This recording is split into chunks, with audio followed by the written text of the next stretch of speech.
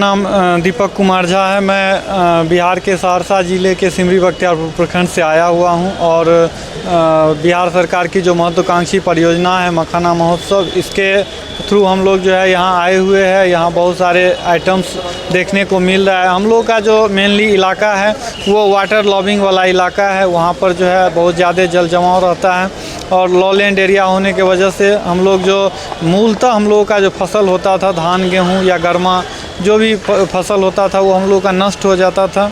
जिसके बाद हम लोगों ने आपस में मिल करके एक प्लानिंग किया और उसके थ्रू जो है हम लोगों ने मखाना के खेती के लिए, चूँकि मखाना की खेती के लिए पानी उपयुक्त है और हम लोग का जो एरिया है उसमें पानी का कोई किल्लत नहीं रहता है, तो हम लोगों ने खेती करना शुरू किया और लगभग दर्जनों किसान को हम लोग एकजुट करके जो है खेती करना प्रारंभ किए। अभी हम लोग 25 से 30 एकड़ के आसपास जो है मखाना की खेती करते हैं।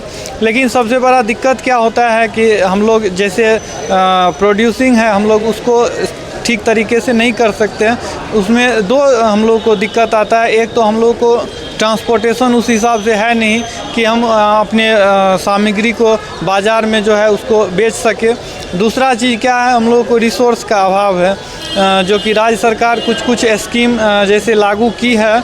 उसमें क्या होता है कि खुद के नाम से जमाबंदी होना चाहिए और लॉटरी सिस्टम से जो है वो स्कीम हम लोग को प्राप्त होता है, तो हम लोग उससे वंचित रह जाते हैं। अगर इसमें थोड़ा सा प्रावधान किया जाए, संशोधन किया जाए और किसान को डायरेक्ट जो किसान खेती कर रहे हैं उसका भौतिक सत्यापन करके अगर यदि उसका बेनिफिट दे रहे हैं तो ये हम लोगों के लिए बहुत ही मील का पत्थर साबित होगा।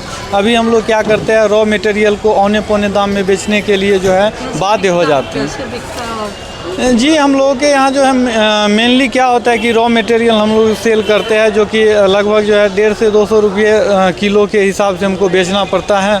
और उसमें क्या होता है कि कई बार जो है हम लोग को घाटा भी लग जाता है, क्योंकि हम लोग उसको स्टॉक करके रखते हैं और बाज़ार में अगर उससे सस्ता मिल जाता है तो फिर हम लोग को उस हिसाब से रेट नहीं मिल पाता है।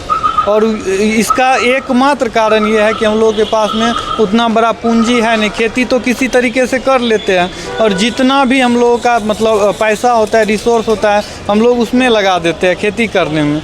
अब हम लोग के यहाँ है क्या, जैसे हम लोग निकौनी करते हैं मखाना का, उसमें हम लोग जितना भी होता है पैसे दे करके जो है करवाते हैं और मजदूर नहीं मिल पाता है उस समय। ये भी एक प्रॉब्लम हम लोगों के पास रहता है। जी, तो हम लोगों को परेशानी मेनली ये आता है कि अगर राज्य सरकार के स्तर से डायरेक्ट लेवल पर अगर कुछ मदद हम लोगों को मिल जाए। मार्केट का भी अभाव है मैडम, एक फूड प्रोसेसिंग यूनिट का भी हम लोगों के यहाँ अभाव है।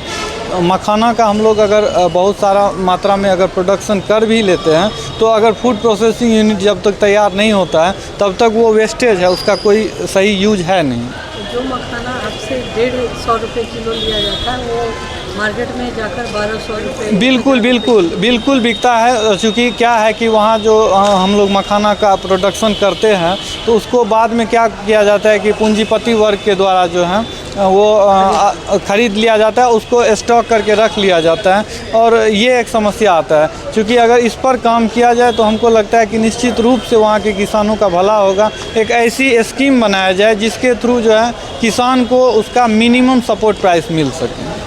तो खर्च निकल पाता है कि नहीं? जितना आप रेट बताए वो तो बहुत कम लग रहा है। हाँ मैडम, एक्चुअली है क्या कि पिछले वर्ष हम लोगों को बहुत लॉस्ट हुआ, उससे पिछले वर्ष भी हुआ, चूँकि हम लोगों का एरिया जो है अतिवृष्टि और अनावृष्टि वाला इलाका है। लेकिन खर्च मोटा मोटी तौर पर हर बार हम लोग को लॉस लगता है। लेकिन किसान जो है सबसे बड़ा जुआरी होता है, रिस्क टेकर होता है, तो हम लोग हर बार रिस्क लेते हैं इस मंसूबे के साथ कि इस बार घाटा हुआ तो अगले बार बेनिफिट होगा। लेकिन नहीं, शायद हम लोगों का जो इलाका है उसमें कोसी हम लोगों के लिए अभिशाप की तरह है और इस पर भी हमको लगता है कि अगर सरकार थोड़ा सा मतलब ध्यान देती तो हम लोगों का किसान का ज़रूर कुछ ना कुछ भला होता है।